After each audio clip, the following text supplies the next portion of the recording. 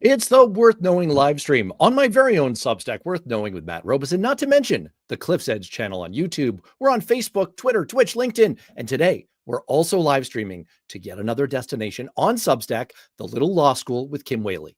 And that's what today's discussion is going to be about. We are all going to do a little slice of law school today, examining the question of whether our last wall against Donald Trump's all-out assault on every aspect of American life and law is going to hold. That wall is, of course, the judicial branch of government. Of the three branches, it's the only one that hasn't completely crumbled already. The executive branch is not only controlled by Donald Trump, but it's behaving in a very different and much more destructive way than during his first term. From 2017 through 2021, there were still people in positions of authority who pushed back and placed limits, who insisted that the president follow the law. Acting Attorney General Sally Yates was fired for refusing to defend Donald Trump's first Muslim travel ban because she believed it was unconstitutional. Defense Secretary Jim Mattis refused to assassinate Syrian President Bashar al-Assad. Chief of Staff John Kelly and White House counsel Don McGahn repeatedly refused to fire independent counsel Robert Mueller. But now, anyone who even questions Trump's orders is immediately fired. Worse, people who merely relate facts are drummed out of the administration, from Bureau of Labor Statistics Commissioner Erica McIntyre for issuing a report showing how anemic American job creation has been, to Lieutenant General Jeffrey Cruz, head of the Defense Intelligence Agency, for reporting what his agency had found, that Trump's strikes on Iran had set back their nuclear program by only months, not completely obliterated it, as Trump had claimed. Anyone who even has a whiff of independent thought in their work history is accused by right-wing agitator Laura Loomer and sentenced to summary professional execution. The legislative branch has similarly completely crumbled. I spent a decade as a senior congressional staffer. I worked for 4 different members of Congress along the way, so I remember very clearly when the people's elected representatives would zealously defend their own power, their own prerogatives, their own independence, if not in the House, at the very least in the Senate. Those days are gone. Make no mistake that the Congress, which after all is Article 1 of the Constitution, coming before the executive branch, has all the power they need to rein in Donald Trump. They hold the power of the purse. They can directly instruct executive branch agencies to do their bidding. They can prevent appointees to those agencies from having jobs. They're doing none of those things. At the mere hint of independence or opposition, they're subjected to an all-out assault by a MAGA flash mob. Look what happened to Republican Senator Joni Ernst when she said she might have some concerns about confirming Pete Hegseth as Secretary of Defense. After a deluge of phone calls drummed up by Charlie Kirk in a 48-hour period that included a combination of financial threats, career threats, and death threats, she folded, which was ultimately futile because just this past week she decided not to run again at all, reckoning that she can no longer survive in the age of Trump. Republican Senator Tom Tillis also displayed a moment of independent thought earlier this summer, voting against starting debate on the so-called One Big Beautiful Bill. After a few public statements from Trump, Tillis also decided that he couldn't possibly stand against the president or even stay in office, and he also chose not to run. The Republican-led Congress is not a rubber stamp for Donald Trump. They are active, enthusiastic enablers of Donald Trump. And that leaves us with the judicial branch, the last wall. Now, there's certainly an argument that the wall is providing us with some protection. Through August 28th, of the 384 cases filed in federal courts against the Trump administration, 130 have led to orders blocking at least part of Trump's plans, and an additional 148 cases await a ruling. But there are also clear signs of imminent collapse. According to Substacker Adam Bonica, in May and June, federal district courts ruled against the administration 94.3% of the time. Circuit courts of appeal stuck with those anti-administration rulings 68% of the time. But of the 16 cases that reached the Supreme Court, 15 of them ruled in Trump's favor, and Justice Ketanji Brown Jackson last month concluded that under this court, notwithstanding that one exception, this administration always wins. What's worse, the Supreme Court seems to be acting really guilty about it, like they're afraid of Trump too. Many of these rulings are coming without explanation as part of the Supreme Court's so-called shadow docket. In the first 20 weeks of Trump's second term, the administration sought emergency action on that shadow docket 19 times. The same total number of requests, by the way, from the Biden administration over the course of 4 years. The court sided with the administration nearly every time. And when they do offer explanations and actual rulings, they're frequently, as Vox legal correspondent Ian Millhiser put it, incomprehensible gobbledygook. And as today's guest has compellingly written, The court has now even gone so far as to drop all pretense of being strict constructionists or textualists or originalists, whatever ists. They're completely contorting themselves to invent an immunity power for the president found nowhere in the Constitution. So that's the cue to bring on today's guest. And the question I want to start off with, Kim Whaley, ABC News legal contributor, regular guest across cable news, writer for Politico, The Atlantic, The Bulwark, author of How to Think Like a Lawyer, and also How the Pardon Power Works and Why. So great to see you again. I have to ask you, with everything you're seeing, the question of the hour, is our last wall of protection actually on the point of collapse? Well, thanks, Matt, for having me on and for introducing my new rebrand on my own Substack, The Little Law School, which, as you know, is about doing what we're doing now, breaking these complex things down into plain sense English. And I just started with a brand new class of first-year law students. And this is really, really misunderstood broadly throughout the United States. The Supreme Court are just people who bring ideological and political and sometimes legal, theoretical glosses to how they read the law. They're not elected. They're inherently undemocratic. They're there for life. And over the course of our 240-year history, they've really checked themselves. There's almost like a dignified respect for the institution, in addition to the fact that they take an oath to uphold the Constitution. But to answer your question, I'm sorry to say, no. They are acting in ways that abdicate their obligation under Marbury versus Madison to hold the other branches accountable. And they're doing it in a reckless and chaotic way. I mean, I think it's judicial malpractice to be issuing these critical rulings involving presidential power with no explanation. They don't even explain why they're doing what they're doing, even though, and this is the other thing that's really stunning and unprecedented, because people say, well, justices always do this, is they're basically ignoring core parts of the Constitution and established bedrock Supreme Court precedent. Just to give some context, I mean, normally this takes years to do, right? Many cases percolate. Then you grant certiorari. Then you've got tons of briefs, amicus briefs, like hundreds and hundreds of pages. And you sometimes have hours of oral argument. You'll have long opinions with multiple concurrences, sometimes dissents. We're getting one paragraph. And we're hearing in these dissents, Ketanji Brown Jackson in particular, but also Justice Sotomayor, having to reinvent hypothetical justifications for doing things like ignoring the due process clause and sending 8 migrants to South Sudan without due process, where they were not from, knowing on the record they could be tortured and killed there. It's ignoring Congress's power of the purse and power to create and destroy agencies. Presidents cannot do what Elon Musk did with Doge. Presidents are not constitutionally authorized to just destroy the Department of Education or USAID. That's outside the power of the President of the United States. And just yesterday, we got a new one of these emergency orders where they basically green-lighted what looks to me like racial profiling in roaming around LA and picking up migrants and requiring some kind of proof, or I'd say migrants, just somebody. The criteria are you speaking Spanish, or do you speak with an accent? Are you around a low wage job site like a car wash?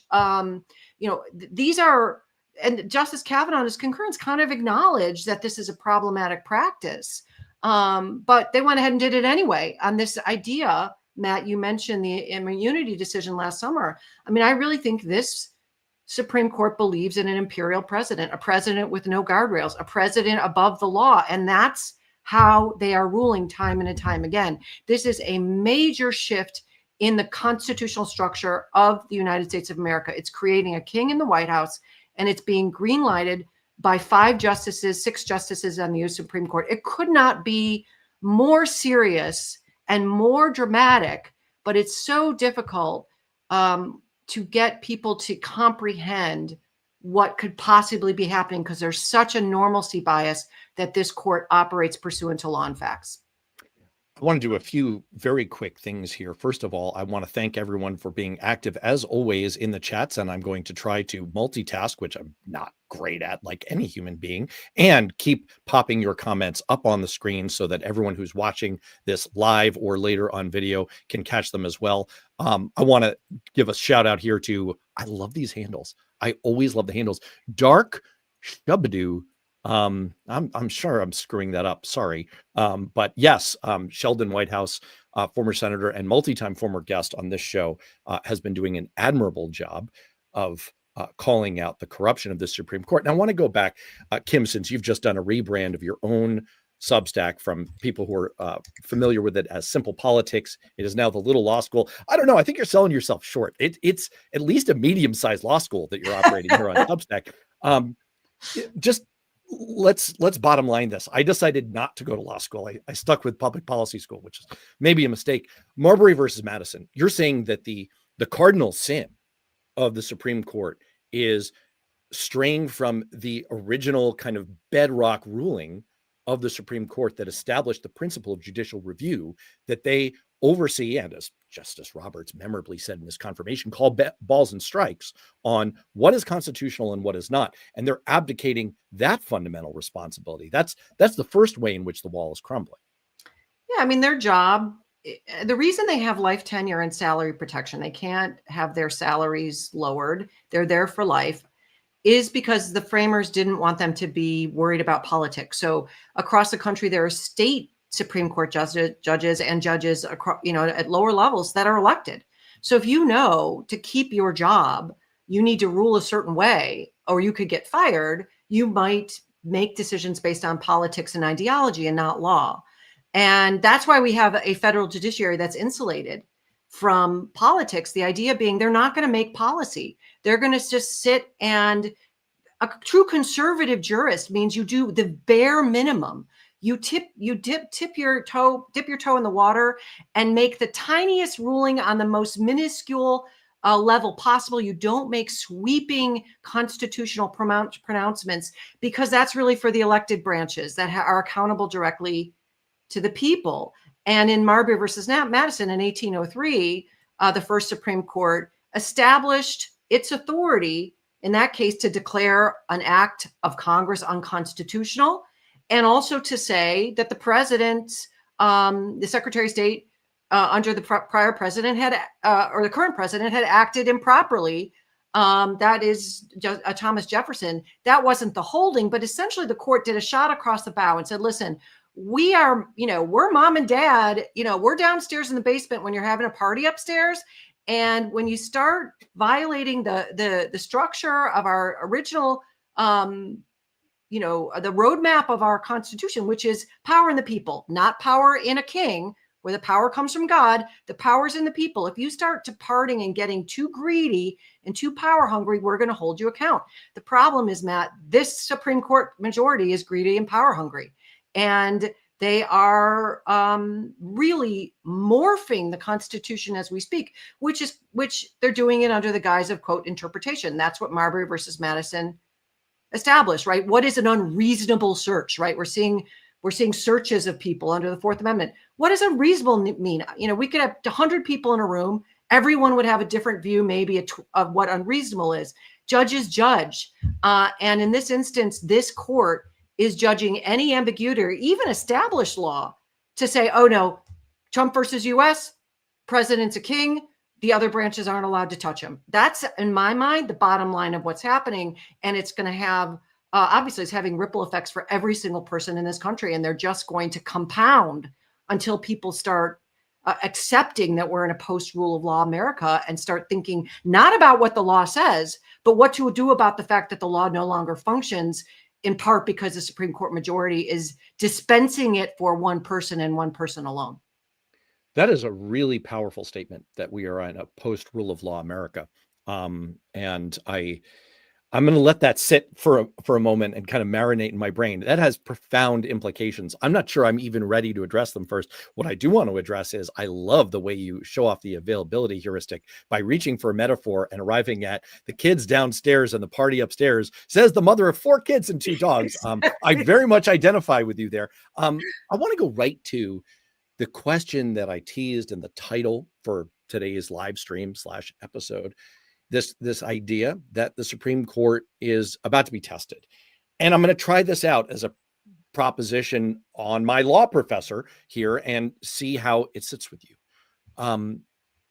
To me, and this is as a non-law professor, the upcoming consideration in November by the Supreme Court of the tariff action from the administration, the justification for imposing all these tariffs around the world, is a real, I don't know, Dan Perry, our recent guest, put it a crossing of the Rubicon. You can reach for any metaphor you want on this. To me, this seems like the real crucible. It looks, again, in kind of a plain English, I'm not a legal scholar like you are, reading of the law and the Constitution like a no-brainer. The Constitution clearly lays out the authority resting with Congress to impose tariffs. The law that Trump is mostly relying on here in no way speaks to tariffs.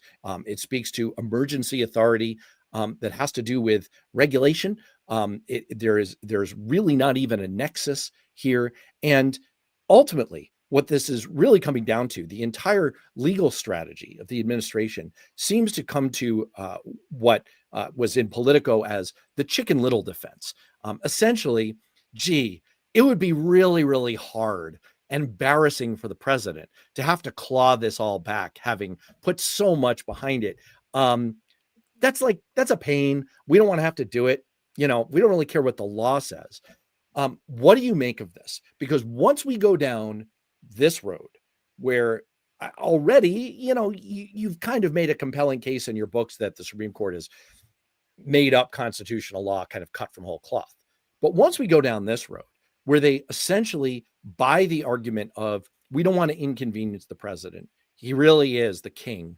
We don't really care what the Constitution or the statute says. That feels like it's unrecoverable. That feels like a total crumbling. What do you make of my case?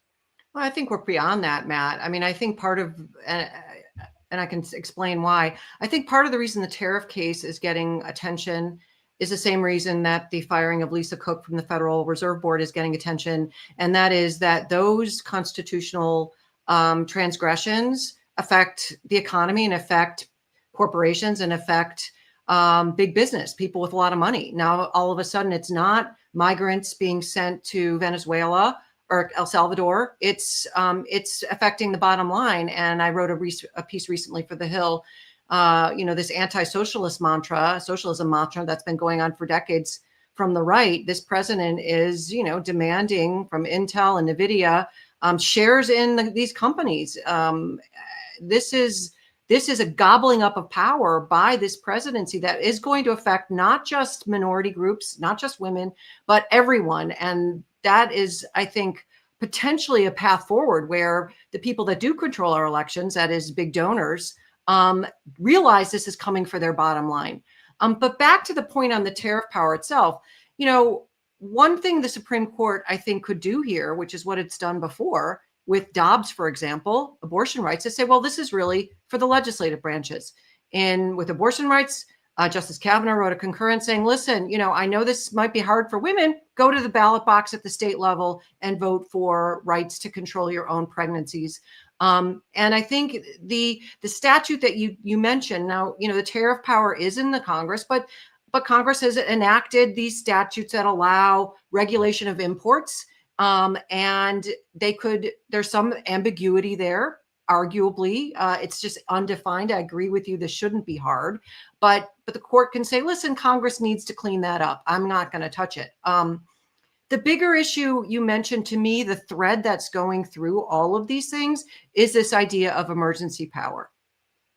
This is how the court is justifying greenlighting all kinds of concentrations of power in the presidency, is this idea that it's an emergency if the president can't do what he wants to do right now. If he has to wait for 2 years for litigation to resolve, that's an emergency because he can't effectuate his powers right now. Why do we need to go into Los Angeles when the record below to establish that by the time he signed the executive order calling out the National Guard and the Marines, the LAPD had already gotten things under control in LA. Well, it's an emergency if at some point federal property or federal employees could be threatened. I mean, that's the gift that keeps on giving, right? I mean, to me, that's pretty substantial. We have federal property and federal employees in all 50 states. So if the idea is, okay, they could, if there's a protest, there might be a post office that could get vandalized, then we better override governor's power and bring in the National Guard and the United States Marines. So, given that the emergency is just not adhering to Trump versus US, right? Not adhering to the president being under the law, I think easily the Supreme Court could say, particularly because the water's already under the bridge, the US Congress that you worked for so long is not pushing back. They're abdicating their constitutional prerogative. They're handing their powers over and taking it down, lying down. The justices could say, why should we be the ones to stand up for Congress's prerogative under the Constitution to impose tariffs when they're not willing to do it for themselves? If the American public doesn't like it, throw out the United States Congress. There's a lot of ways that the court can justify threading these needles. Some are more legitimate than others, but I just want to go back to the prior point of passing the Rubicon. The Section 3 of the 14th Amendment is crystal clear that birthright citizenship is a constitutional right. If you're born in the United States, you're a citizen. And in an 1898 case called Wong King Ark, the Supreme Court rejected the very argument Donald Trump is making in his executive order for opting out certain birthright citizenship. That is, there's questions about your parents' citizenship.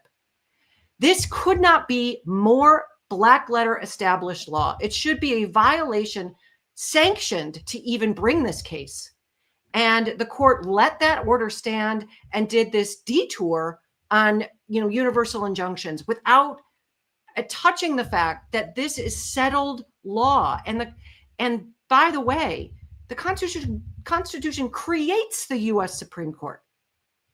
The Supreme Court justices are bound by the Constitution. They answer to the Constitution. If it's in the Constitution, black and white, they're not allowed to mess around with it.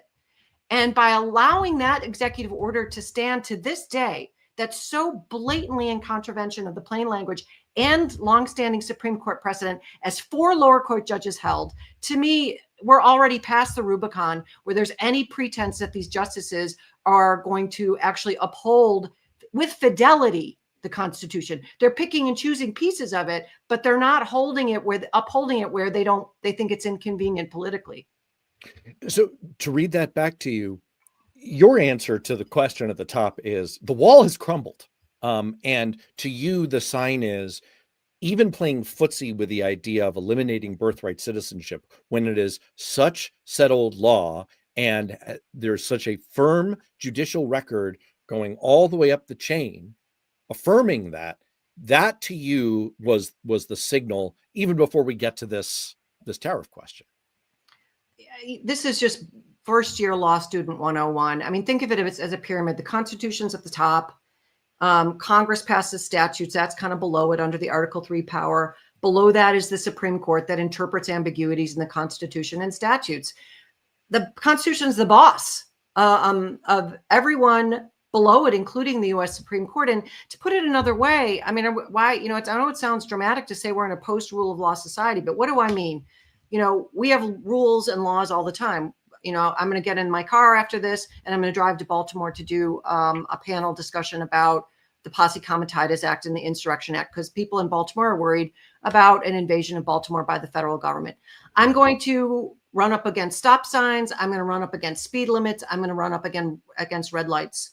If I blow through a stop sign or I blow through a speed limit or blow through a red light, and I do that every single day, all of a sudden the law that is the speed limit is no longer the law because it's not being enforced. It's irrelevant. We'll go 55 and a 35 if there's no tickets for speeding. Where are the tickets for speeding in the White House? Where are they? There aren't any.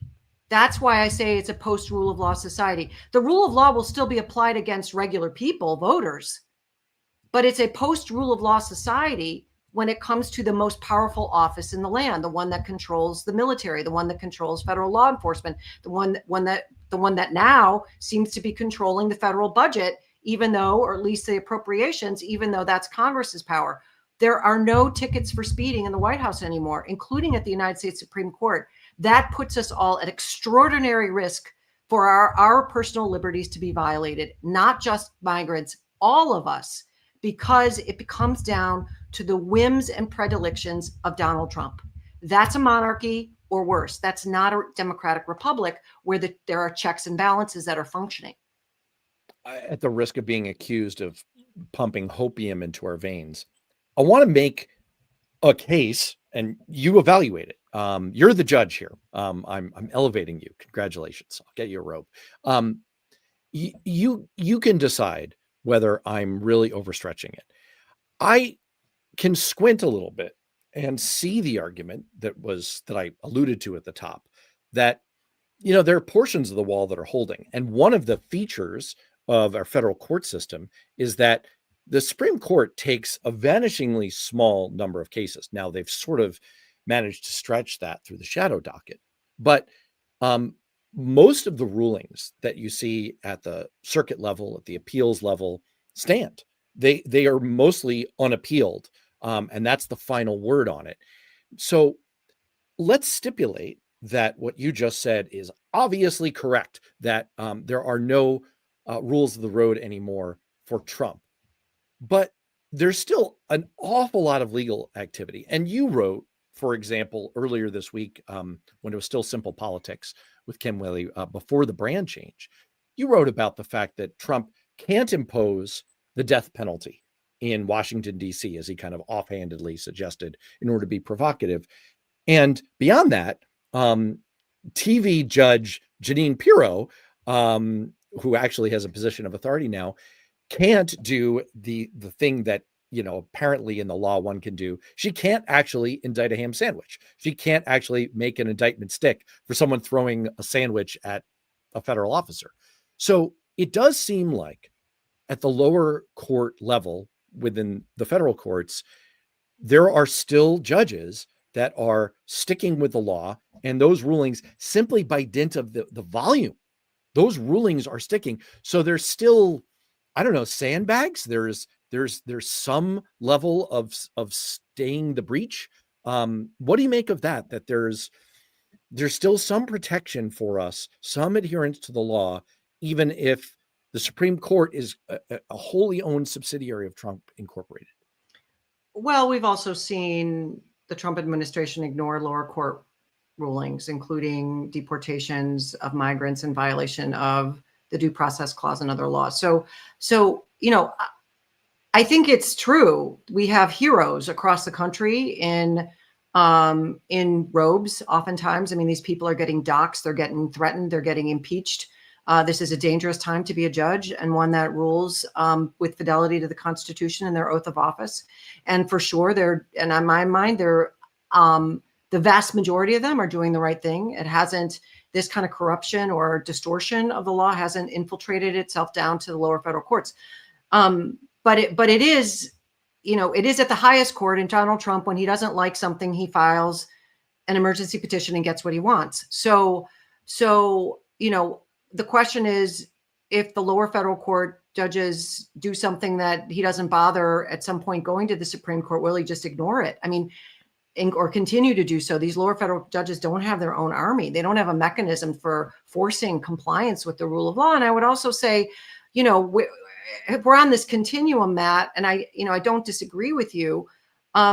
Where's the line that our comfort zone is, that we cross ourselves comfortably? For me, sending people to torture and death in a third country without adherence to the Due Process Clause, which dates back to the Magna Carta in 1215, that you get to have a hearing before your liberty and life is taken from you. You get to say your side of the story. I don't know what's more foundational than that. And we haven't even talked about the First Amendment, going after lawyers, going after universities, going after media outlets, going, as you mentioned, public servants. This chill that is going to only increase. That's core to our sensibility as Americans. I mean, speech is thought. The Supreme Court has said that, right? If you start worrying that your speech, this conversation you and I are having, that we'll get a knock on the door or an audit from the IRS, we'll start thinking differently. Speech goes to your own sense of who you are, your ability to think freely. So, as you know, Matt, I've been sounding the alarm for 10 years now. Yeah. And it's only really, I think when Kamala Harris became the nominee, people started taking it seriously in a meaningful way across the country, that democracy is at risk. And we're still trying to convince ourselves that, oh, well, it's not real. And I'm saying you're doing this, but it's not that bad yet. And I'm just like, how bad does it need to be?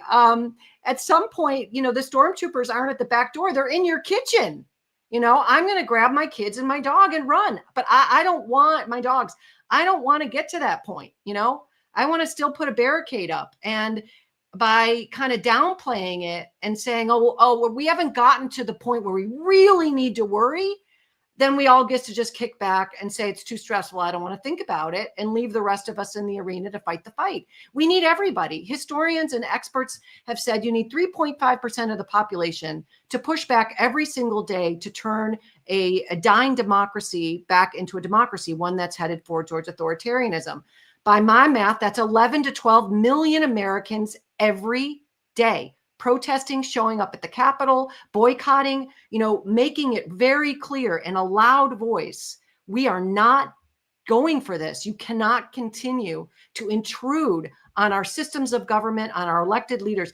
And so that's why I think it's a little bit dangerous to sort of, I don't want people to be scared, but I do want people to be awake and join hands, because I think this can be turned around, but not if people think it's not that bad and we can just ride it out.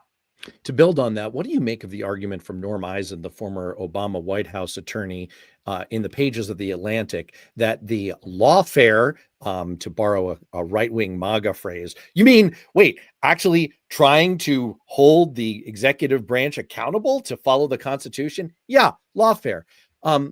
What do you make of the argument that the lawfare, and the numbers I cited at the top, that there have been hundreds of cases filed against the administration, many of them have resulted in partial wins or wins in the future, at least slowing things down, that has its own value.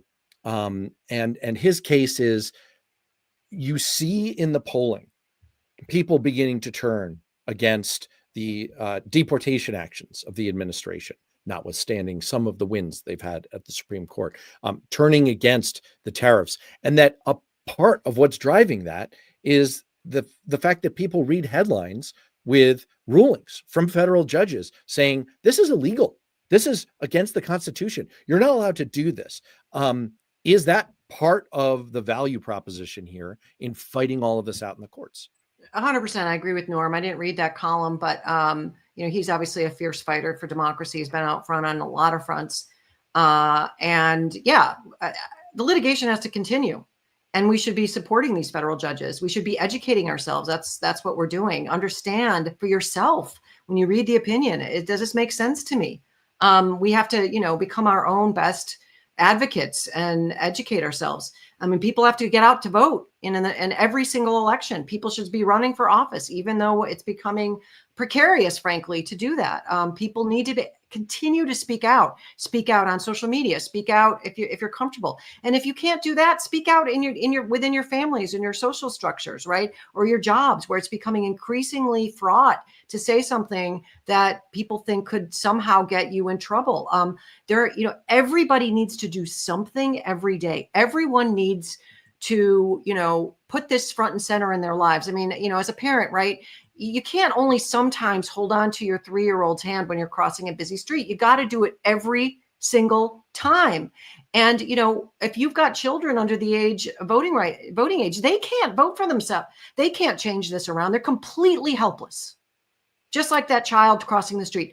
It is 100% incumbent on us to do this for them. So if you don't think, you're like, okay, I'm good. My stock, my 401k is good. I don't want to rock the boat. I want to lose my job. What kind of country are we leaving for our children because we don't have the courage to be bothered to actually engage? And it's not just litigation, but I could not agree with you more. That stuff is absolutely vital, which is why I do what I do, explaining it to people, people sharing it, and hopefully persuading themselves that the rule of law matters, that we should fight for the Constitution. We don't have a better alternative. It's problematic. It's fraught. It's flawed. But we don't have a better one right now. It's worth saving. What I hear you suggesting is something that I've been noodling, writing for a while. And I think you've expressed versions of this in your absolute must-read Substack, which again, I'll pop up on the screen here. It's convenient. People can just follow you under your name, but I want to make sure that they've got the spelling of Whaley here. What I hear you suggesting is, you alluded earlier to the way the law firms are kind of being picked apart, the education institutions, the Ivy League being picked apart. We're all kind of the poem, first they came for the trade unionists, then they came for the Catholics. We're allowing ourselves to be divided and conquered. And I think what's really, really hard about the last 8 months is that it has had that quality of like, well, it's not me, right? You and I, the way we look, we're not likely under this Supreme Court ruling to, be racially profiled, which the Supreme Court now said was okay. And by the way, shout out to people in the chats. I'm going to interrupt my own thought stream here to point out what the Cynthia Rice was saying. Also, something posted on notes today by recent guest Shane Almgren of the Trumpland Diary. Apparently, according to the Supreme Court, you can't racially profile when you're considering students for admission to colleges, but you sure can if you want to detain people on the street. So that is, remember, a foolish consistency is the hobgoblin of little minds. We have no hobgoblins on the Supreme Court. What I hear you suggesting is that we really need a rallying call to action and a sense of urgency and a sense of we're all in this together, that we've allowed ourselves to be picked apart. We've allowed, Wilmer Hale is like, well, it's us, but, these guys down the street, there are competitors for clients. I'm talking about like white shoe law firms. So, better go after them, not us. We'll cut a deal. And one by one, the Columbia University of the world folds, and then Harvard looks to do a deal. And we would be better off all just fighting constantly and flooding the zone. That's essentially what Norm Eisen is saying, is we have to flood the zone, because under that Trump v. Casa Inc.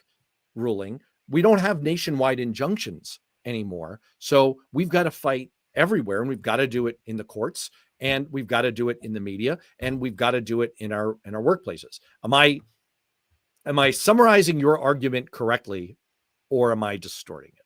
No, I that's right. I think there are all kinds of cliches around this, which cliches tend to be true, right? That there's safety in numbers, right?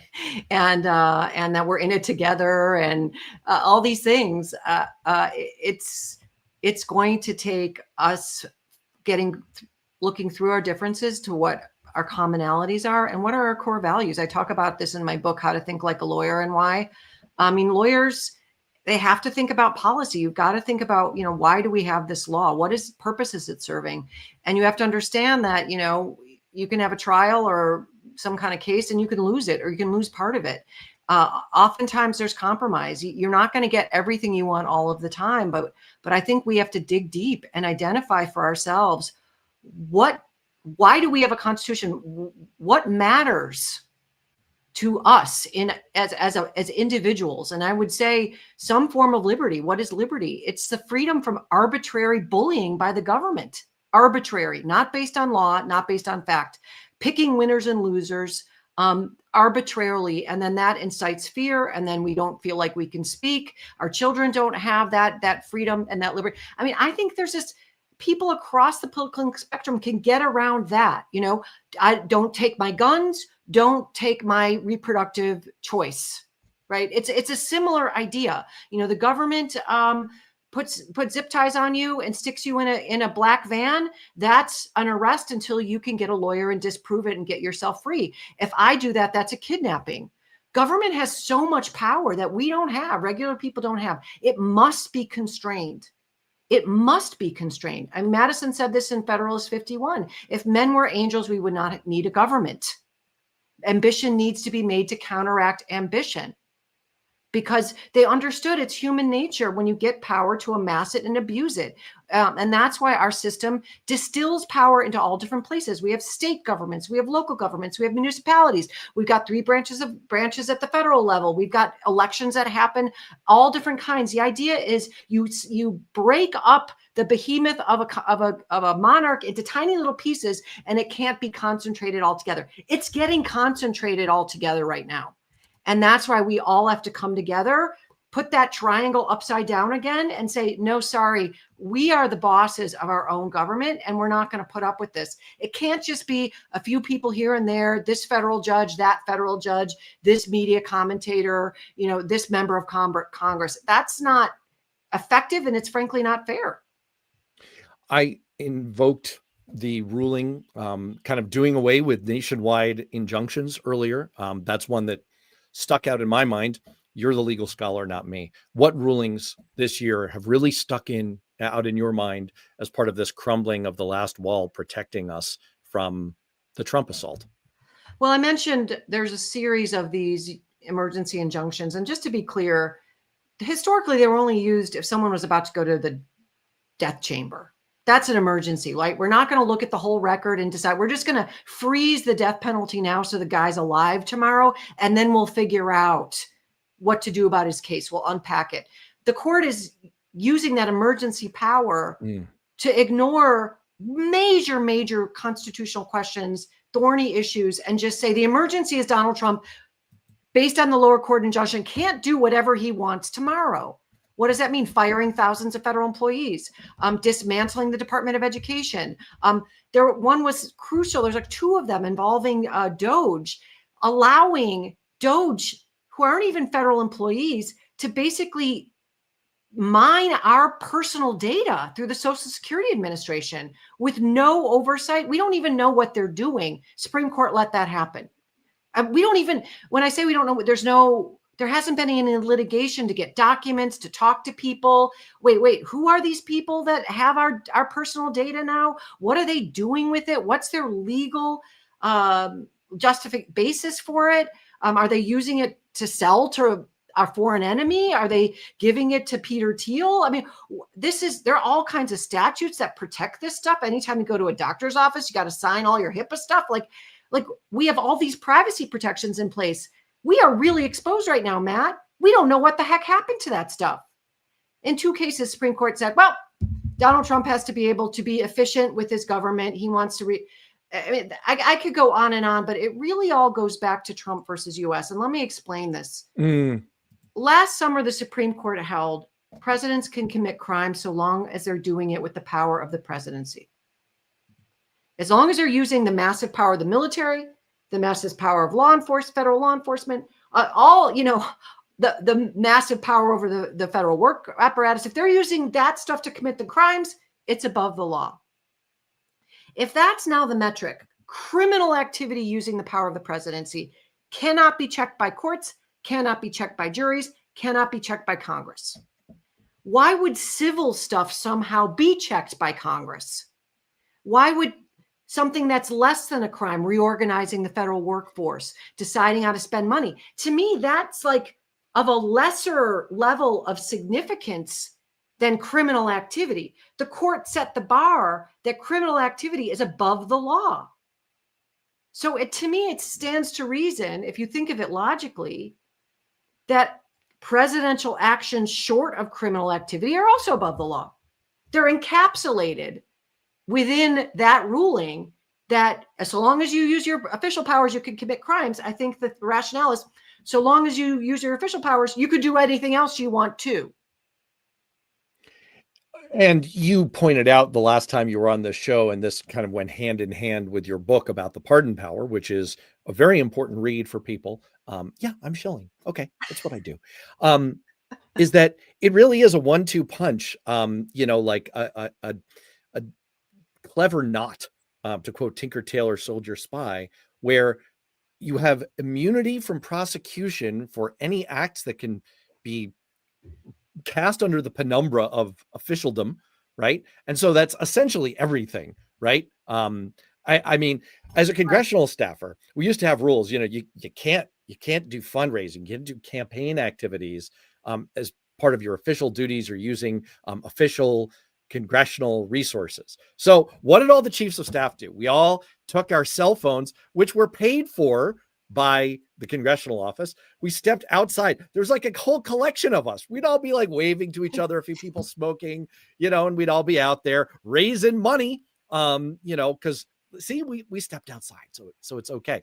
This is the same kind of thinking that leads to this idea that, like, well, you're immune for anything official. Okay, that is a very, very wide net. But then that's the jab, and then there's the right cross of, and you can also order your underlings, who, per my statement at the top, have now been evolutionarily selected to be your willing minions. You can now order them to do any illegal action that you want. So maybe you're immune for it and they're not. Okay, I, President Trump, order you, Professor Whaley, to, I don't know, go kill a Supreme Court justice. I shouldn't throw that around lightly, but sure, that's an example. I could order, I mean, for all we know, members of the Supreme Court are scared to rule against him because he could literally order their execution. And Correct.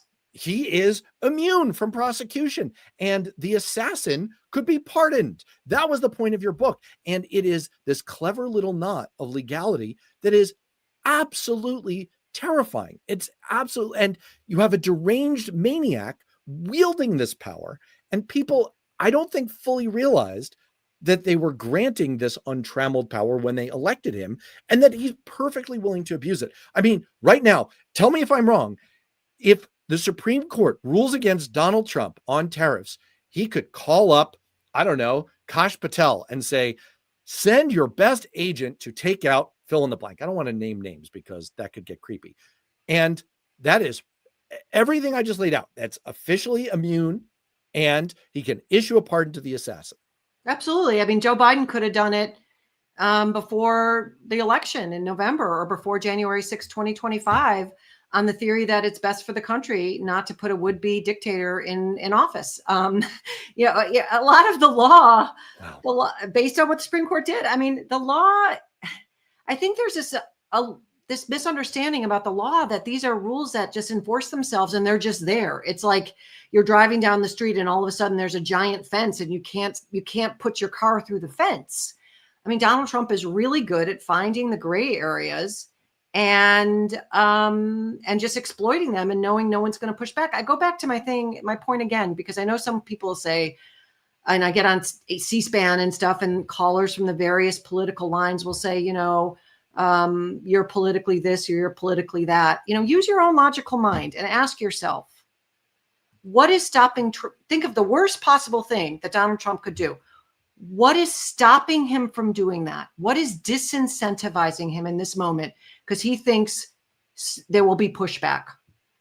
What is the person or institution that stands to hold him accountable for anything? I don't know what that is, which means someone like him, and I'm not going to use, hyperbolic adjectives or whatever, just someone with his particular history, which does not respect the rule of law. We know that from when he was a private citizen. He doesn't care.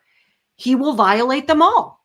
So he will violate every single law. He made that very clear when he ran for office. This was nothing he held in his shirt pocket. You cannot accuse him of duping people. This is who he is, that we are in a post-rule of law America when it comes to the most powerful office. It is a post-rule of law America because there is no enforcement mechanism left and there's no disincentive for violating the laws. And honestly, Matt, if people can think of one, I want to hear it. I got 4 kids. I don't think it's a state governor. I don't think it's voters. I don't think it's, the National Guard, the militias at the state level. He's pushing back on that. I don't think it's leaders in Europe. I mean, I don't know what it is. It's not the Supreme Court, maybe lower federal courts, but they don't have the ultimate say. Any one of those decisions, Supreme Court could pluck it up and reverse them, and they know it. It's not the Congress. Just to pick up on that point, another thing that he's weaponizing is the time lag. you were alluding to being a parent of 4 kids. You are also the owner of 2 dogs. And I'm not a dog owner. I actually think that animals come in 2 varieties, dangerous and delicious. Dogs don't fit into either of those. Therefore, I don't own a dog. However, see, now we're going to lose all the viewers in the live stream right now. It's like, dang it, we will put up with all kinds of stuff, but not any casting shade at dogs. But one thing I do know as a non-dog owner is your dog can't go dookie on the carpet and then 10 hours later you whack it on the nose, because the message will be lost. And Donald Trump and his minions know full well that they can abrogate the law. They can completely run afoul of whatever the Constitution says. And there will maybe be a whack on the nose sometime later. And if it comes, for example, on the tariffs, there are other tariff authorities that he could invoke, and they probably won't really apply, but who gives a shit if you're Donald Trump? And you'll go through the same dance again, and the Supreme Court might rule on it in a year. And if they do, they'll probably issue a judgment through the shadow. But Matt, even more than that, what if the Supreme Court says it's illegal and he says, I'm doing it anyway?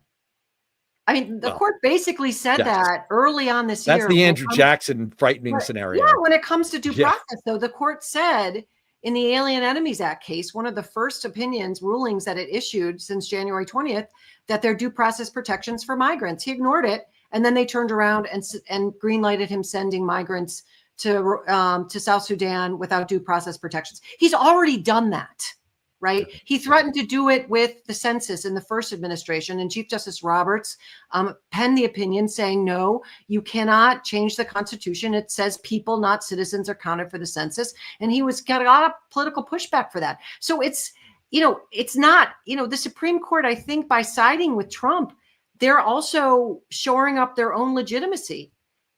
They've got to know if one day they say they really go against him, and he's like, oh, you're a fake court. I don't care what you think. How are you going to make me? Yeah. Well, that really is, to me, that is the last, like, if there's sort of, in an archaeological site where you can see the crumbling mortar of a long ago wall, that would be the last disintegration where he absolutely. But as you point out, he's already done this. And look, this is, I meant to once again underscore at the top of the show, and now we're running a little low on time. Still going to do it. I love when people get in the chats and they ask guests questions directly. You've got the law professor here. You're in the 1L class. Some of you are lawyers. I know some of you are lawyers. But please fire away questions. We're not afraid, by the way, of people taking contrary views here. We are absolutely not afraid of that. So I'm going to go ahead and put up here comment from, I apologize if I get your handle completely butchered, Nova Teono, who says, so why is it when a Republican is in office, it's being called a dictatorship, but Democrat in office is not? And there's been some replies to that,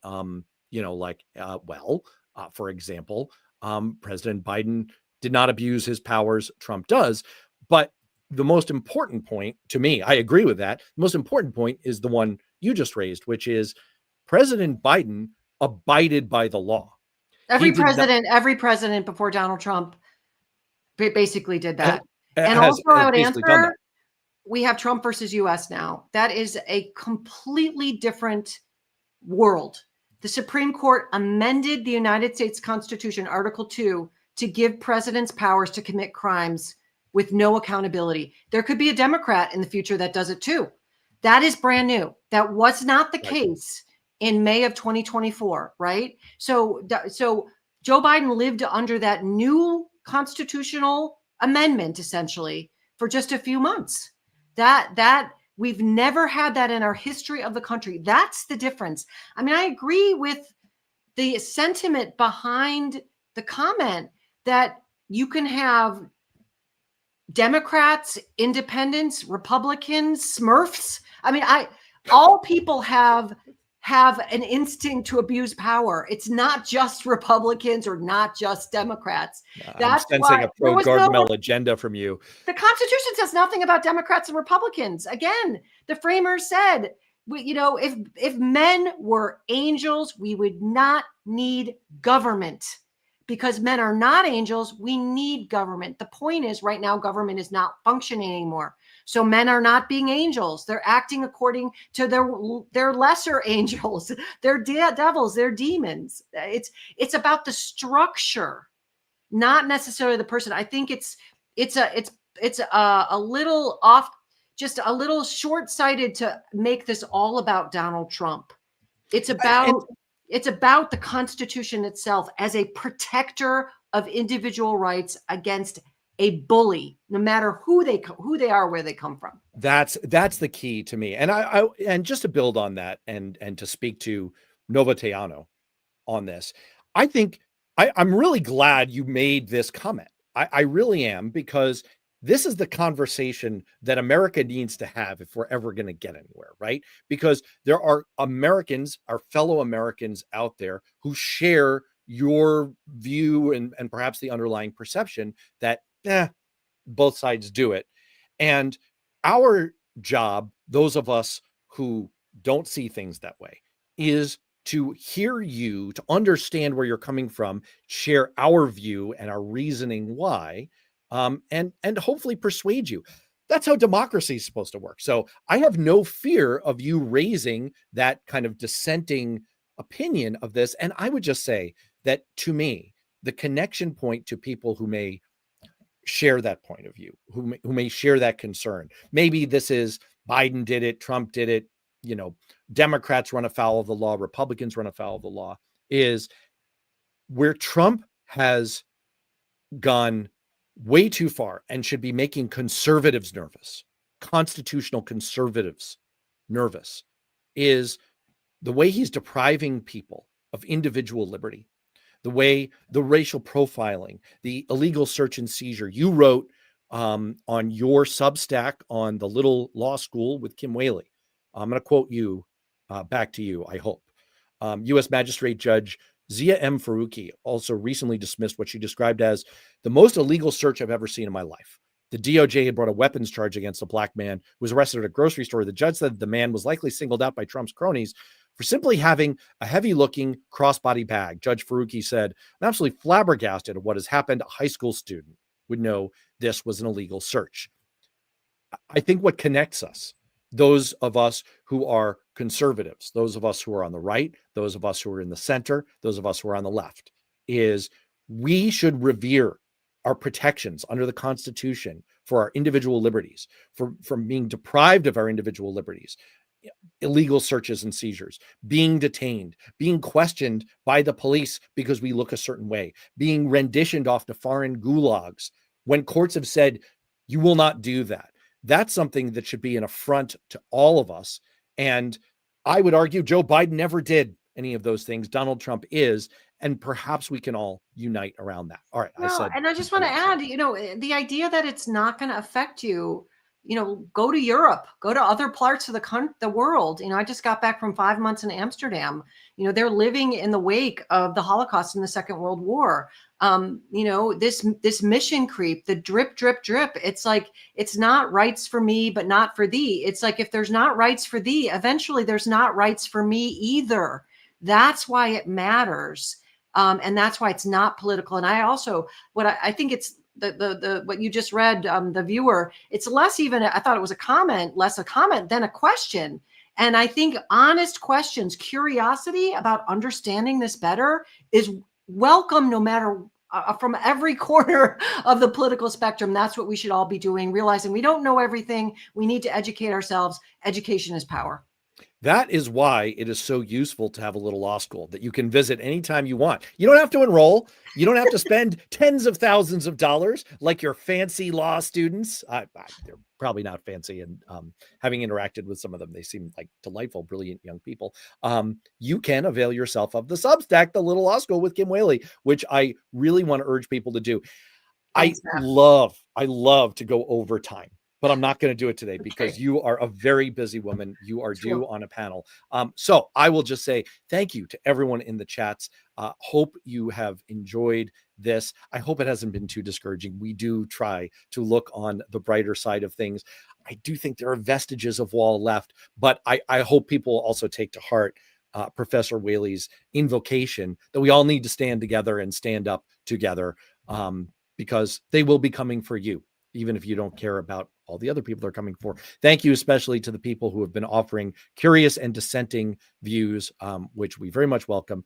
Stay safe, be well. We will see everyone next week.